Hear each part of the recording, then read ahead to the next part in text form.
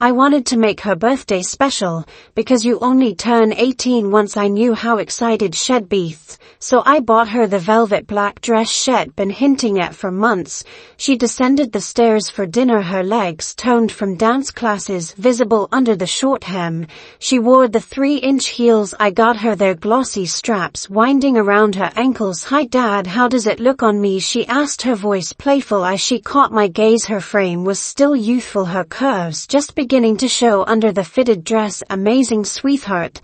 I can't wait to show you off to the world tonight," I replied, my eyes lingering just a moment too long. "Well, I have the handsomest dad to take me out," she said, standing on her tiptoes to kiss my cheek, freshly shaved even. "Thanks for making the extra effort. Anything for you tonight, honey," I replied, my smile meeting her hazel eyes. "Really, anything. I'm going to hold you to that, Dad," she giggled, her lips brushing my neck, sending a shiver down my spine.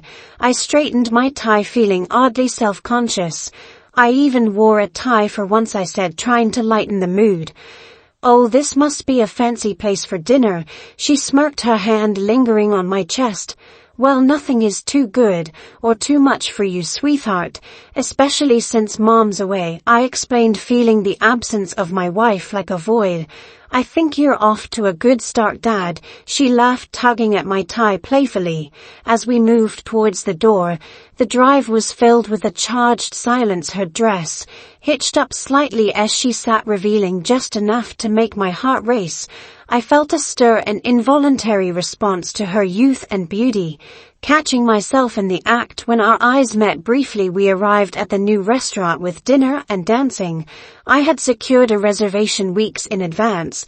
We were seated at a corner booth with a view of the dance floor, where she swayed through the crowd, her dress accentuating every move. "Do they know she's my daughter, or do they think she's my date?" I wondered, a mix of pride and something else stirring within me.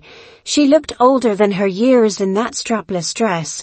We ordered our drinks, a vodka martini for me, a cosmopolitan for her. The waiter didn't card her, his eyes lingering too long. Suddenly, she stood, smoothing her dress, and downed her drink. "Let's dance a little before dinner to get your appetite up," she suggested with a giggle, pulling me by my tie towards the dance floor.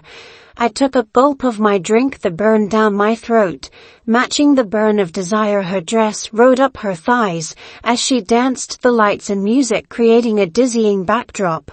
"Oh Dad, this night will be the best ever," she exclaimed, her movements suggestive, her body close to mine. Katy Perry's War blared, and she twirled, using my tie like a leash. Her dance was provocative, her body language speaking volumes, but stopping short of fulfillment. "Dad, kiss me like you kiss Mom," she whispered, her lips close, her eyes challenging. I hesitated, the line between father and something else blurring dangerously. "I don't know, honey, it's you're my daughter," I stammered, the room spinning slightly from the vodka, or perhaps from her proximity. "Dad, I'm your date tonight," she insisted, pressing her lips to mine, the kiss brief but electric. She pulled away, leaving me breathless. "Let's eat now," she chirped, her mood light, leaving me to follow my mind, a whirl of what could have been at the table. Her hand on my thigh was both comforting and tormenting. "And no dessert?" I think I said, trying to regain control of the evening. She leaned in, her voice low. "That's right, it's my birthday, and I have a special dessert for us at home." The rest of dinner was a haze, her touch, her words, the tension between us palpable. We left the restaurant, the air between us thick with unspoken promises. In the car, her hand found its way to my thigh again, inching closer yet never crossing the line. "Emma, what are you up to?" I whispered, my voice betraying my curiosity. She took the last sip of my martini, her finger tracing the rim of the glass in a way that was almost too suggestive. "Just enjoying the night, Dad," she replied, her eyes gleaming with mischief. Back home in the living room, she stopped by the sofa, her gaze intense. "Lily showed me something at school," she said, her voice lowering to a conspiratorial whisper. "With a banana. Can I try it with you?"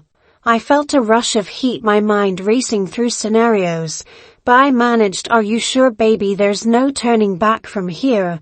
Oh, it's all I've thought about since last year, she admitted, her hands moving towards my belt, the air thick with anticipation. The night was a dance of tension, every touch, every look loaded with unspoken promises that never quite unfolded. We sat close, her warmth against me, in the space between us charged but untraveled. I love you so much, Dad, she said, her voice sincere, her eyes searching mine for something more. I love you too, Emma, I replied, my heart caught in the complexity of our emotions. She leaned into me, her breath warm, her intentions clear yet unfulfilled. Dad, I want it to be you, she murmured, her body close but not touching in the way I knew she meant. Of course, darling, you know I'll give you anything you want, especially today, I whispered, my resolve wavering. But are you really sure, sweetheart, I asked, meaning to hear her confirm this path we were on. Yes, Dad, thank you, she responded, her voice a mix of excitement and nervousness. The night passed in a blur of near moments, her nearness making my senses acute, every breath heavy with what might be. We talked, we laughed, but the undercurrent of something more was always there, a thread of desire woven through our conversation. As the clock ticked towards morning, we moved upstairs, her hand in mine, the weight of our actions and inactions hanging in the air. As I lay there, her scent enveloping me, my mind raced with thoughts of what could have been, the line between right and wrong blurring in the dim light of the bedroom. She was asleep, her breathing steady, yet my heart was anything but calm. I watched her sleep, her face peaceful, her lips slightly parted as if she was about to speak or perhaps whisper more secrets.